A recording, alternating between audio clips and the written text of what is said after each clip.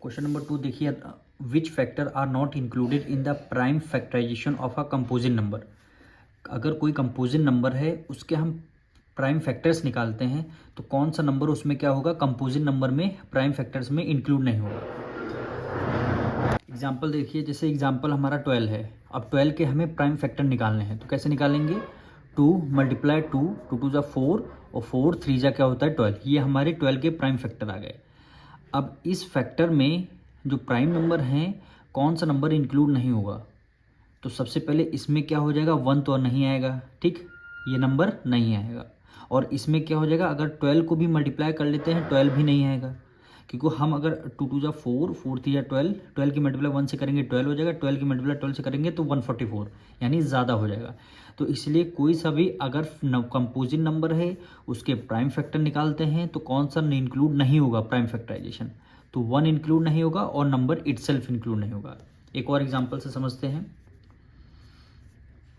यहाँ पे हमने फैक्टर ले लिए 18, ठीक, 18 के हमें प्राइम फैक्टर निकालते हैं तो 2 से डिविजल करते हैं, 2 9 ज़ा 18 और 3 3 ज़ा 9 और 3 1 ज़ा 3, ठीक। फैक्टर ले लिए 2 मल्टीप्लाई 3 मल्टीप्लाई 3, 3 2 ज़ा 6, 6 3 ज़ा 18। ये हमने 18 के प्राइम फैक्टर निकाल दिए।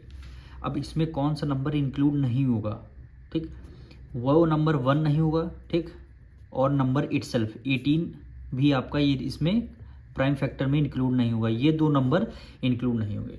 तो वही क्वेश्चन में कहने का मतलब है which factor are not included, कौन से फैक्टर इंक्लूड नहीं होंगे प्राइम फैक्टराइजेशन जब निकालते हैं, और नंबर कौन सा होगा, कंपोजिट नंबर। तो क्या आंसर होगा, 0 एंड इटसेल्फ, 1 एंड इटसेल्फ। तो उसको लिखेंगे कैसे, हमारा आंसर हो जाएगा 1 and itself are not included in the prime factorisation of a composite number.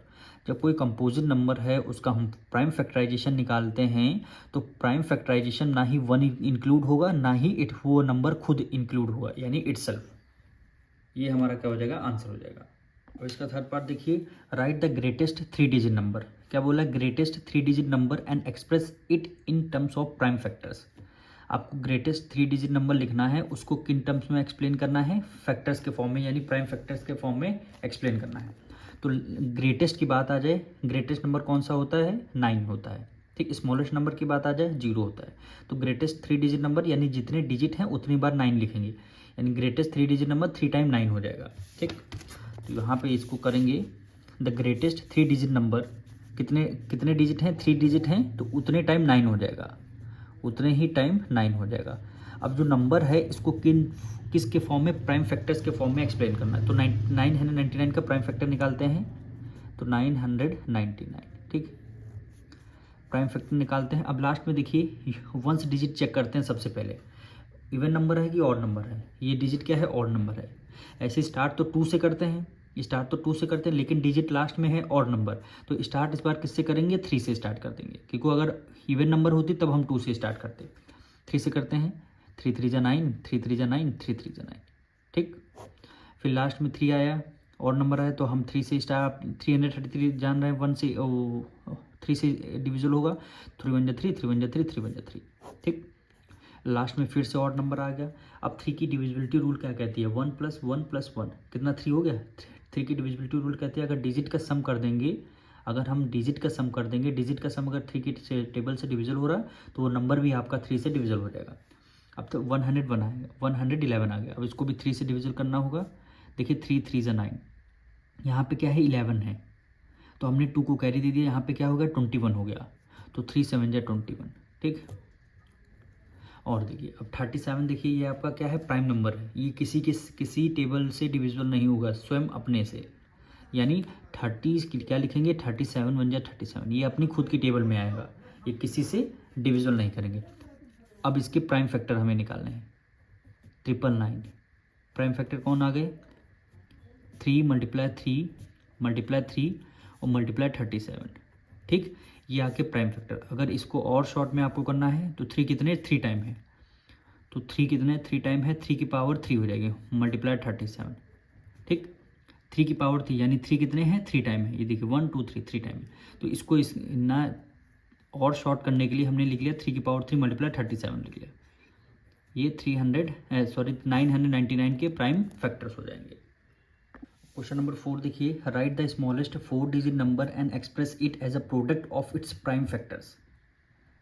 क्या कह रहा है, स्मॉलेस्ट 4 डिजिट नंबर आपको लिखना है, उसके बाद उसको किस फॉर्म में एक्सप्लेन करना है, फैक्टर, उसके फैक्टर आपको निकालने हैं।